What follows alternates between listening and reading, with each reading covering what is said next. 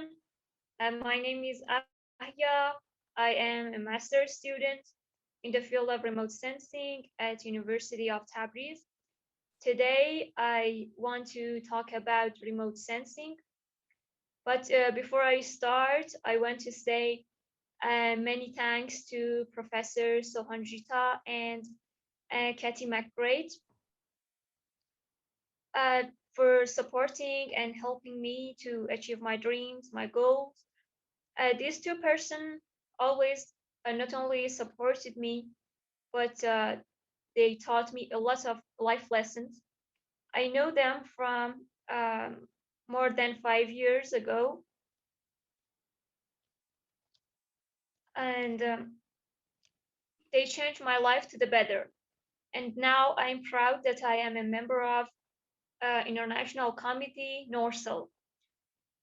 So, okay, now let's move on to the next slide. Uh, Today, I want to first introduce remote sensing and then talk about the application of remote sensing in agriculture, more specifically in precision agriculture. Then talk about some planets located in habitable zones. And finally, I'm going to talk about plant growth and exoplanets or exomoons.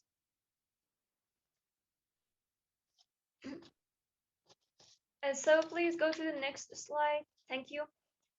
Uh, First of all, I want to say definition of the remote sensing.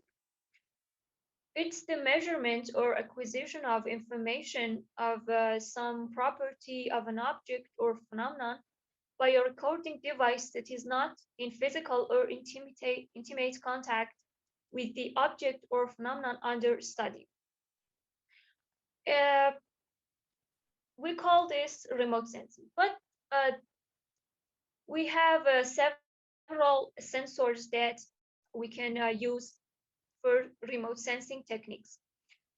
Uh, it, they derive they divided into two categories: active sensors or and passive sensors.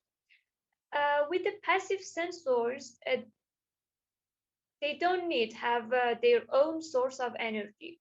Actually, their source of energy is uh, came from the sun. And it means that they can just take a photo when the light of the sun reach their target. Otherwise, the active sensors is the one that have their own source of energy.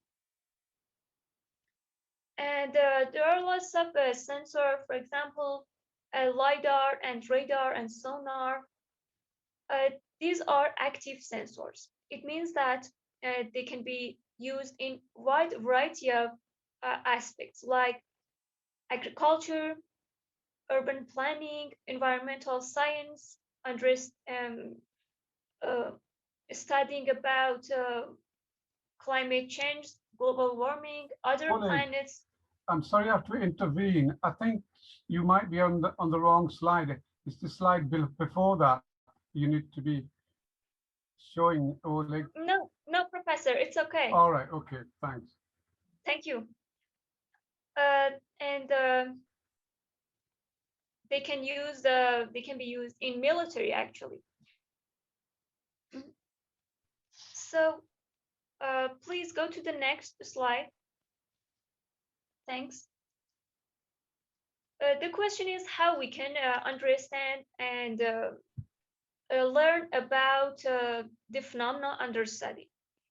We can, when we design the sensors, we have to allocate uh, one band to one color. For example, the band one, we allocated it to the red, to the green, and next to the red, near infrared or and thermal. For example, for studying the vegetation.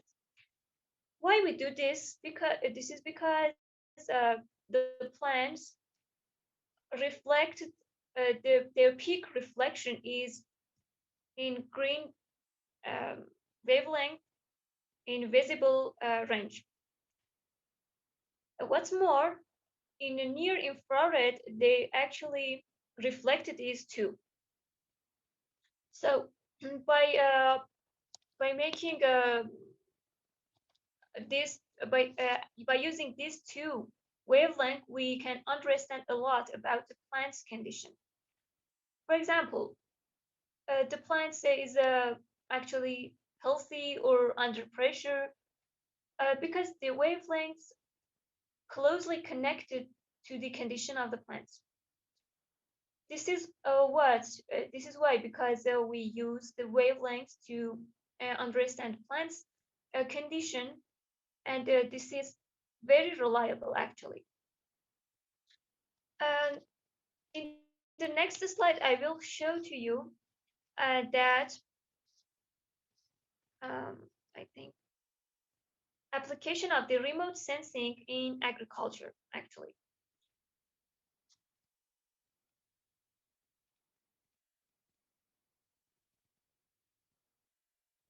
As you maybe know, agriculture is an engine of economic growth for many nations, provides the most basic needs of humankind, food and fiber.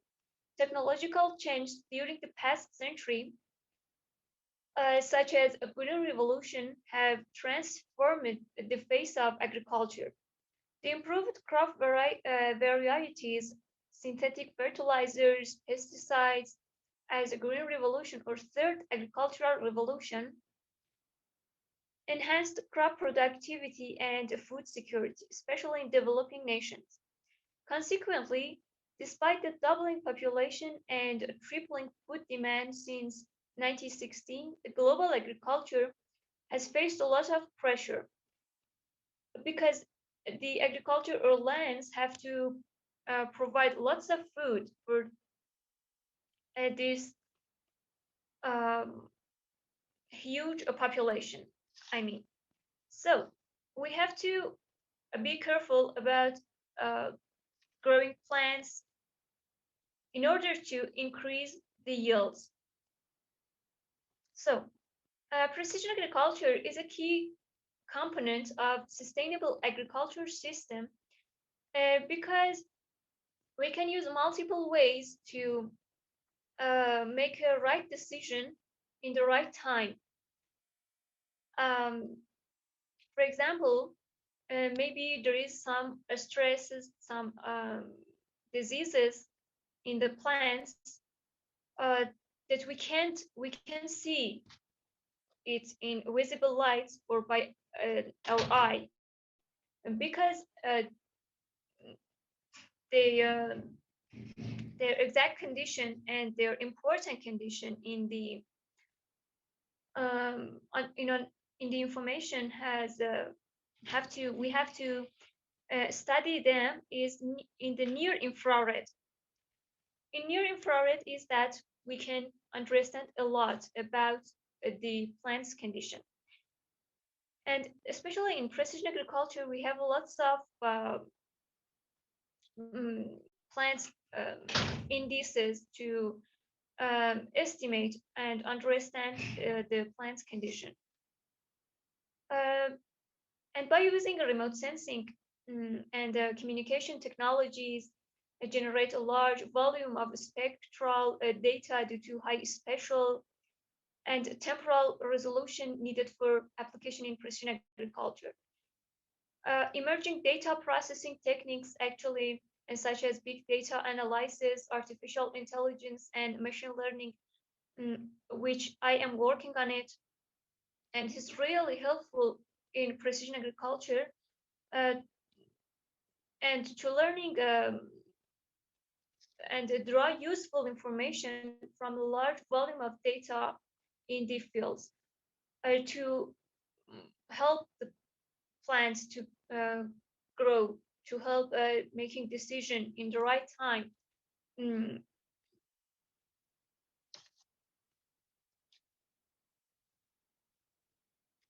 And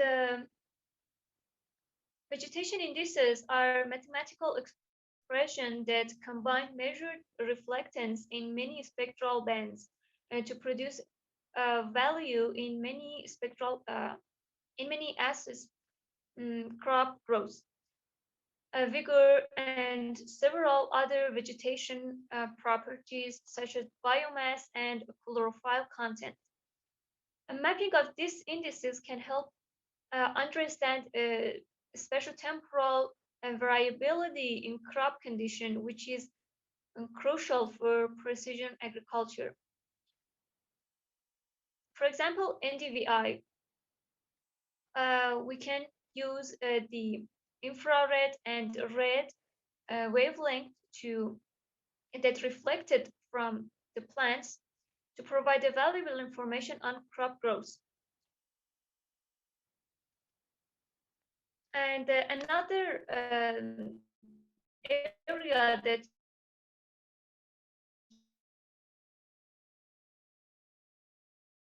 remote sensing can be helpful in precision agriculture and plants is evapotranspiration. Water flow surface to the atmosphere is a critical component of hydrological cycle and water balance. Conventional method of evapotranspiration measurements are generally expensive and do not provide especially variable evapotranspiration estimates, resulting from different in land use, soil, and topography, and other hydrological processes. Remote sensing data is widely used to estimate evapotranspiration,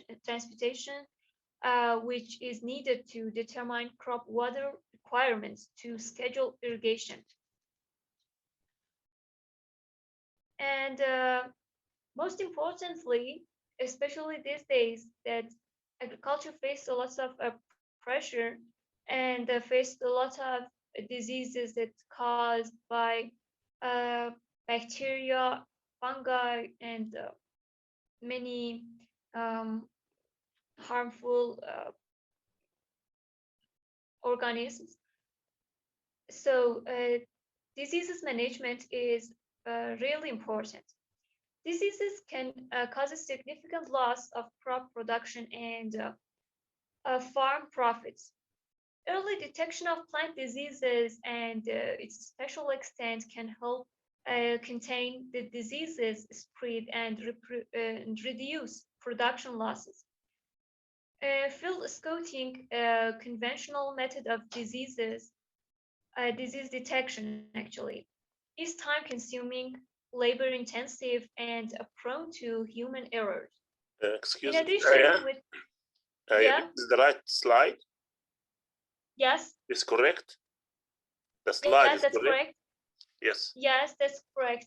I'm talking about this wavelength of the plants, and This is about and reflection and speaking of absorption bands. This is about yes, reflectance and absorption bands. yes, Amr, that's correct. I am talking about the application and the usefulness of the reflectance and absorption bands in precision agriculture and what we can learn about them and how we can use them to gain a lot of valuable information.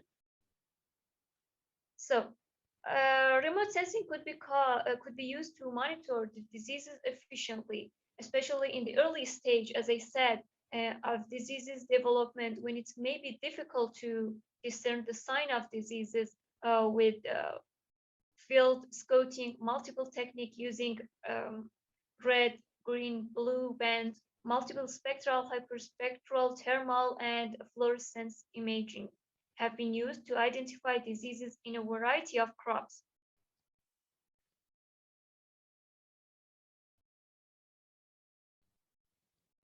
So, how as how what I said about the band usefulness and absorption usefulness in precision agriculture can be applied to finding other planets, called it Earth planets. Uh, yeah, that is the right slide. We call it Earth-like planets, and finding planets in that located in habitable zone actually. Life elsewhere in the universe needs conditions necessary for it to first originate and then to evolve planets which could harbor life, describe it as habitable planets. Uh, these are to be found in what are referred to as habitable zones. So, as I showed to you in the previous slide, uh, the by using the absorption and reflecting and bands, we can understand the atmosphere of the planets. Actually, we can get a lots of valuable information about the uh, Earth-like planets. For example, if the wavelengths are mm, gone uh, in where the water vapor absorb the wavelengths, we can say these planets have water vapor in its atmosphere or maybe in their surface. So um, please go to the next slide. Thank you. This spectrum of the Earth's atmosphere, as I said, we can understand lots of information about understanding this histogram about the absorption and reflectance of the atmosphere or composition of it, actually. And this is what the uh, other satellites that are that their mission is uh, getting information about exoplanets can they are due actually they are processing this information, these images actually to gain valuable information. Mm, and if a reflection spectra for green vegetation, dry vegetation and soil in a visible and infrared region is available to see in this diagram. We can estimate and we can say that if the information we got not behave like the reflection pattern that we can attain from the normal plants in Earth, we can say that these plants are under unhealthy or are not like our planets that we know for typically actually. But please go to the next slide.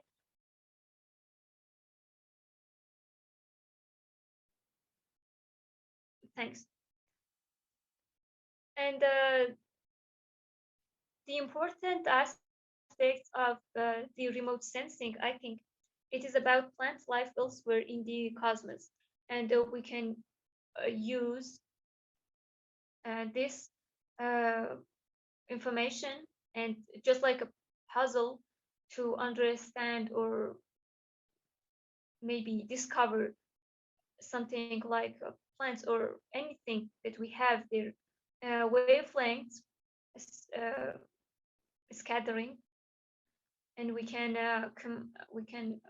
comparison them with each other, and we can say the target planet is um, Earth-like or not, is contain which kind of chemical or even plants.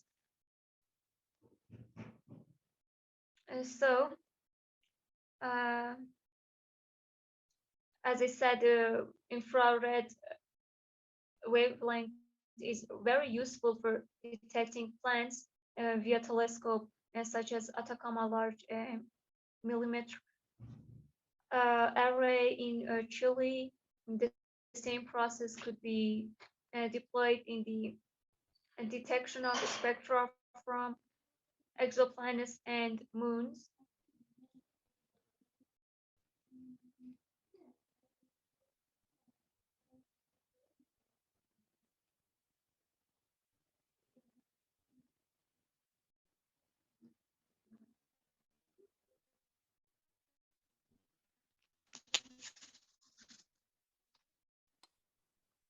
Hello?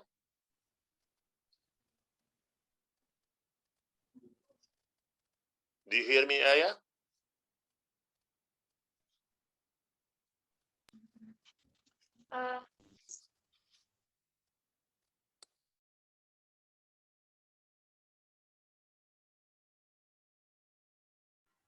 Uh, could you please the slide?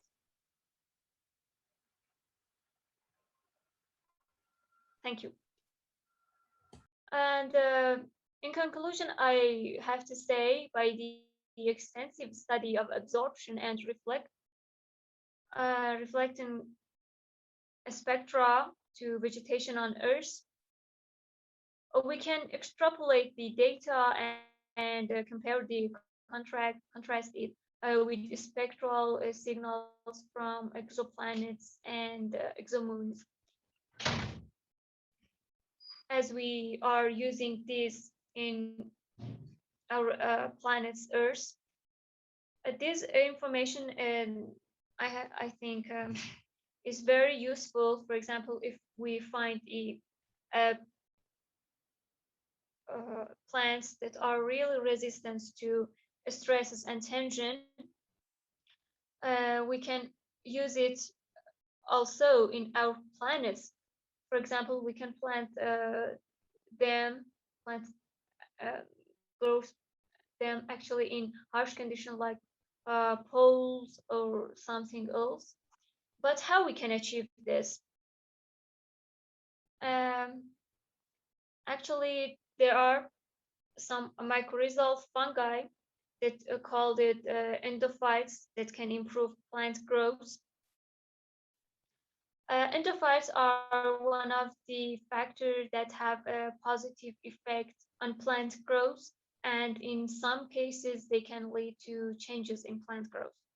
Endophytes are microorganisms that live in healthy plant tissues that also have ability to produce biological compounds and that help the plants to be resistant against the biological and non-biological stress. And I think, but if we want to apply this to exoplanets, we have to understand that we have some limitations.